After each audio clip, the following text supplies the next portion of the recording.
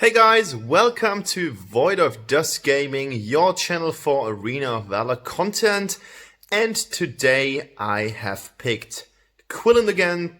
Quillen is basically my jack of all trades. Every single time I have to play something in the jungle, which is quite solid, I pick him. And this is a game where my whole team was like, no, don't pick Quillen. He is not good at the moment. And here is a video to prove those people wrong. So teammates, if you see this video, I told you, you know what the deal is. Quillen is gonna be good in this video, and you guys can check out my build right after this short intro. And if you haven't subscribed to the channel yet, do so. There will be every other day another Arena of Valor fresh video, fresh from the storage. And I play all the heroes, so you will see the hero that you like the most in this channel or on this channel for sure. So without further ado, let's hop right into the build section, and then afterwards I've got some gameplay for you. As I said, we're going to have a look at the build before I start the gameplay, and this is the common Quillen build. The only thing that some people are changing is the sequence of the items. So sometimes some people build the rank breaker first and the Clave Sancti third as a damage item. And you can just use the Muramasa or Fenrir's or, I don't know, some other item if you want to. But this is basically the staples are Soul Reaver, Gilded Greaves, or any other boots that might fit in handy. You've got the Sancti, you've got the Rank Break, and you've got the Omni Arms. That's the staples. So this is your item build. Enchantment wise, Arcana wise, I'm using Atrocity 3 times, I'm using Gorilla, and I'm using Skewer. You can choose to use Rampage, for example, to just stack up the critical damage, but I think there is some kind of crazy cap, so you're only able to dish out 1.5k, 1,500 damage points with each attack, and this is because you need to build Quillen on full damage. No tank items, no health items are in his build, and they don't need to be there. You should build him all damage. We've got Axe of Sacrifice, more damage. We're using Holy Verdict, more pierce, like more armor pierce. We're using Sacred Protection because it actually helps him to get all his damage through. As soon as you've got this up, you will be protected just a little bit because you are squishy as hell. And then we've got the Reaper's Blessing as well as the Gunslinger, which is another staple, so the build shouldn't really surprise you. So let's check out the gameplay, guys. So here is Quillen, and as I already said, you can't build Quillen on anything else than full damage. That's the way you're supposed to play him. He's well suited for the jungle as well. Some people might play him on the top lane or on the solo lane, but that doesn't make any sense because he's just one of the sneakiest junglers alive. And yeah, you have to make use of his backstab ability, which is basically you deal always critical damage if you are in the back arc of an enemy, and you can see that by the numbers when I am standing behind something. For the guys who don't know Quillen, he's got basically a really easy mechanic. He's got a dual strike on his 1. He's got some dash/mark on his 2, and on his ultimate he's becoming invisible while kind of making him a bit faster as well as getting some heals. So you can use that for both getting into fights as well as getting out of fights. And the great thing about his ultimate that it is resetted as soon as you kill something or you assist something. So there can be some crazy killing spree where you get all the enemies every single time you kill something or you assist something, and that is just gonna be crazily speed, and there you go. So pretty easy gank on level 3. Usually I tend to build up his ultimate first, and then afterwards I'm gonna start to gank around. It's just easier because then you've got the invisibility move. For the players who haven't played against Quillen or have not played Quillen that often, there is a downside to his ult. He's not fully invisible. He kind of shares an ability that is pure for Kriziks. You can see him when he ults and when he moves by some footstep indicators. And the next time I'm gonna use my ult, I'm gonna point it out. The only real invisible hero, there we go. There are footsteps, you can see this kind of mark here. Wow, what was that? That was unlucky, and we've got a defeat, and as you can see, my ult is resetted. So you need to be careful because people are actually gonna see you. That's not a full invisible ult, such as the abilities as Wukong has them. Like if Wukong is invisible, he's invisible. The only time Wukong is detected is when he actually does something, or on the other hand, if you have the Ring of the Fend, which is detecting enemies if they are invisible around, but it's kind of hard to detect Wukong. It's just the way it is. So you got to be careful because area of effect templates, such as, for example, Ignis' stuff, will still affect you while you are invisible. But nonetheless, of course, you have a really cool trait that is making you faster as well as getting into the fray. Basically unseen, especially if your team manages to get the enemy into a fight. And then afterwards you can sneak in from the backline, because as Quillen is an assassin, you should always play him as one. So that's kind of important. I'm waiting here for all the stuff to happen.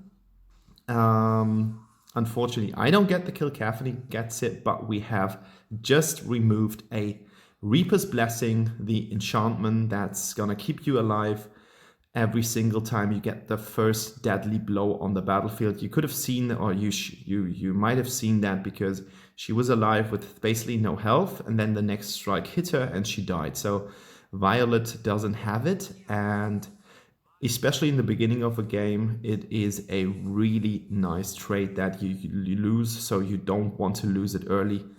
You should keep it for later fights, but unfortunately she didn't, because we did enough or sufficient damage for her to remove it. Here we go. I'm using up my ult just to make an impression on the Orma. And he is so impressed that he decided to go back under his tower. And we're able to push the creep wave into the tower. We got the first dragon uncontested, which is always nice. And now we just expanded everything that we can use on the ult.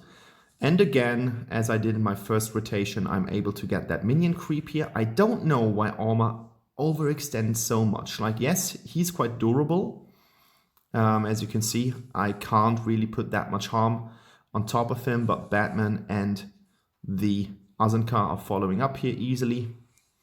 And as I said, I'm an assassin, so this is not the right time to go into the fray, but we want to get this Spirit Sentinel, the Vision Bird, not the Spirit Sentinel. Spirit Sentinel is the kind of gargoyle thing here. And again, I resetted my ult. I made it back into the game, got a really nice double kill, and I'm able to get out here alive, whilst the L'Oreal was still able to damage me. As I said, on-hit effect still applies, so she was able to get me or damage me at least a bit, because I am not invincible, I'm just invisible. And that's something that you should note, because otherwise you are going to get really into trouble. So as we cleared up everything on top, we are back into the jungle rotation.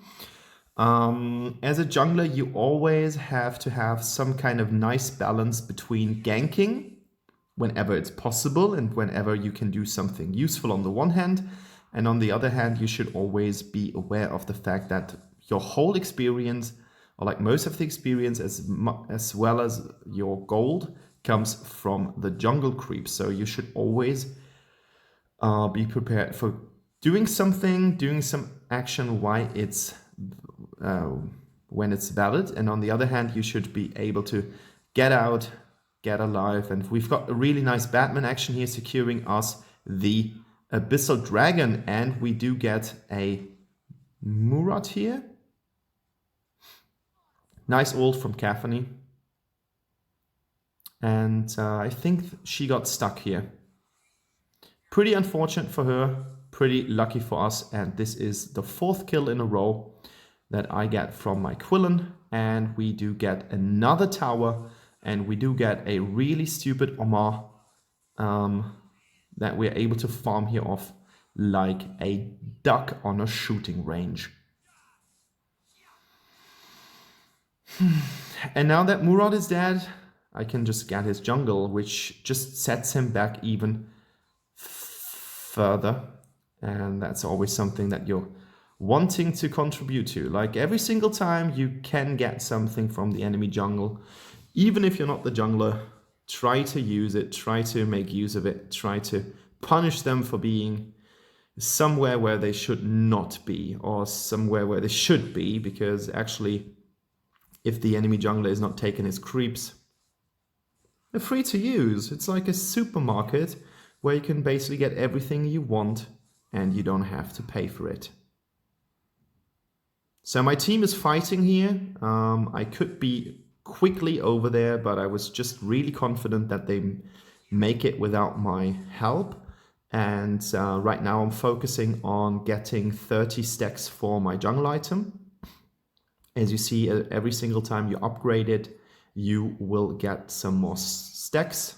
You're able to get more stacks. And that was kind of useless. Like this ult wasn't the best choice here. Actually, the good thing about Quillen as well is that he doesn't use any mana.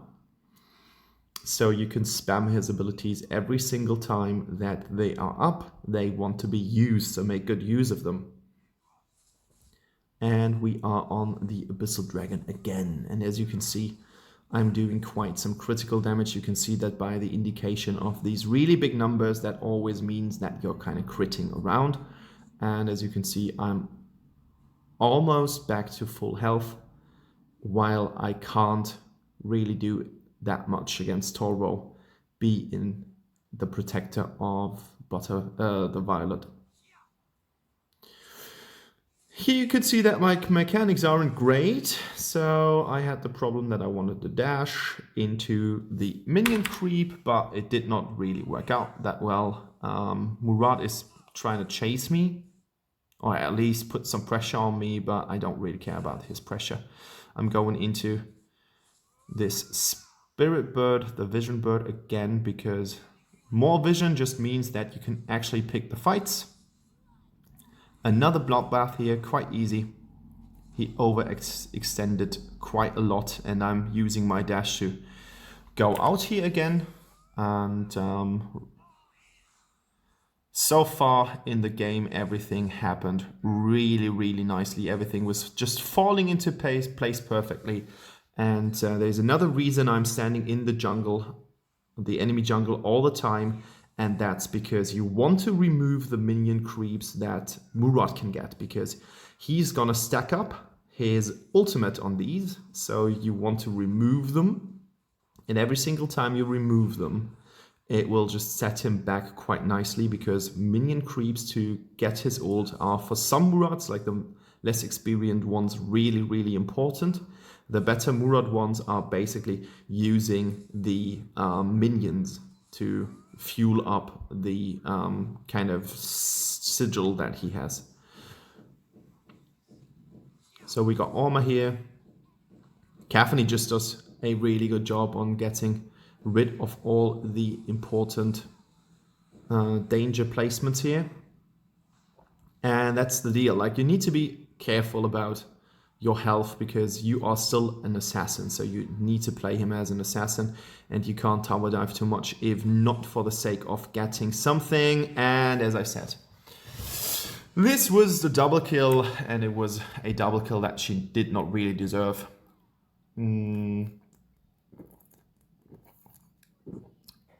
So I should have pulled back instead of going in again, but she was like, L'Oreal was so low that I thought that I could make a play on her.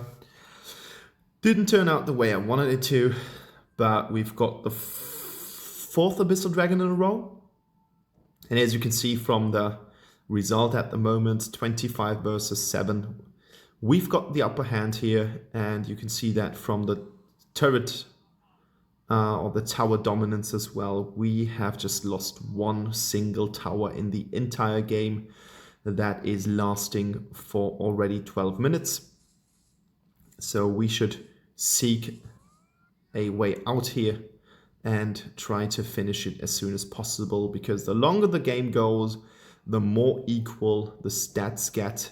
Suddenly everyone is on level 15, everyone is close to full build, and that's where it starts to get a little bit nasty, because now you have to deal with items that you won't see in the beginning of the game, and a lot of Quillen's dominance comes from being close to full build pretty soonish in the game, and then basically just dictating where you want to have a fight, going in, killing the important damage dealers that the enemy team has, and then afterwards you can get out.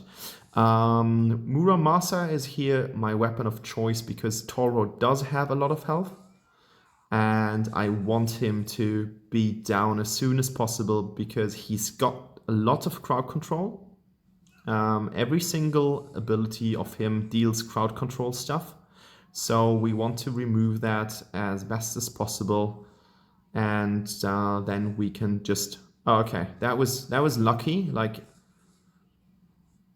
I thought, and I don't know what I was doing here. Well, never mind, I need to get out of the ult because the ult just deals damage as soon as it depletes.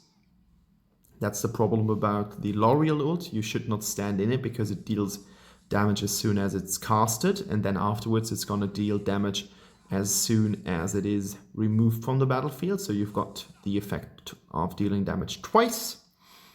You should be aware of that as well.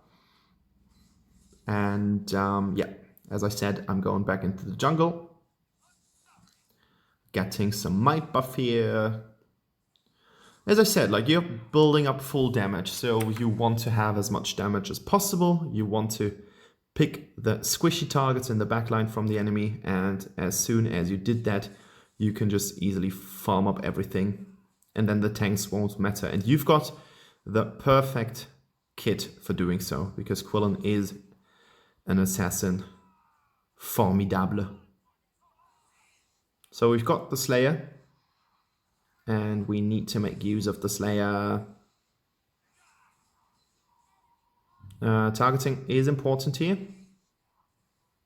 and as you can see, I make good use of my ult, and unfortunately Murad got me before I was able to place the dragon. Like, that was a really big misplay, because now I will be dead and I can't use the dragon anymore. I think they have changed it, because beforehand it was possible. I think they reduced the cooldown on it, because before I think it was possible to get the dragon after you have been killed.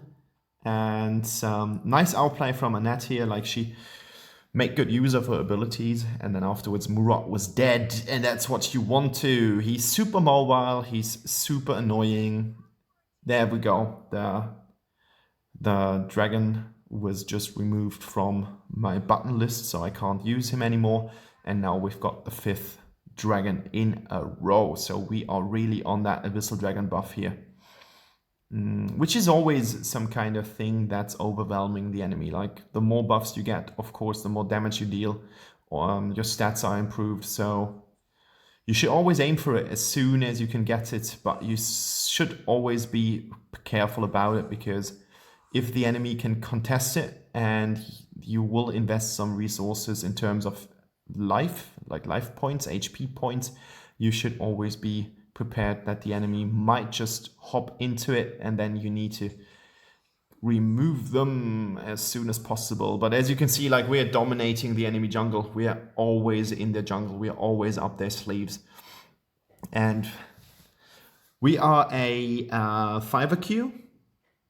So that's going to tell you something. But usually we don't play that organized. And therefore, I was really happy with that game. 7-7, 32 kills. In total, that's gonna tell you something. Murad has the revive ability right now. I think he built the Blade of Eternity, which would make sense because it just gives him the opportunity to come back into the game after you killed him, and he wants to dive in as deep as possible. Like, it's the same. The same goes for Quillen. We are kind of equal, but he's got another type of mobility. And as you can see, he just stacked up on something using his ultimate. And we are using... There we go. Like, he has been damaging Cathany quite a lot. There's not really that much that you can do against it because he's actually hopping in, trying to deal damage, trying to stack up. And then afterwards, he's just gonna skip his abilities, and then he's replaced back at the origin where he started his jumps. That's his S1.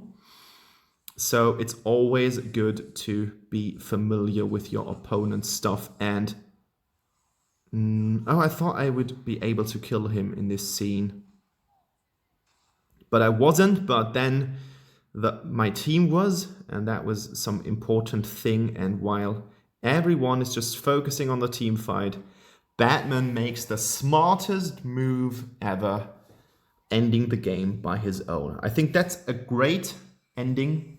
I think that's just beautiful, executed, and yeah, well done, teammate.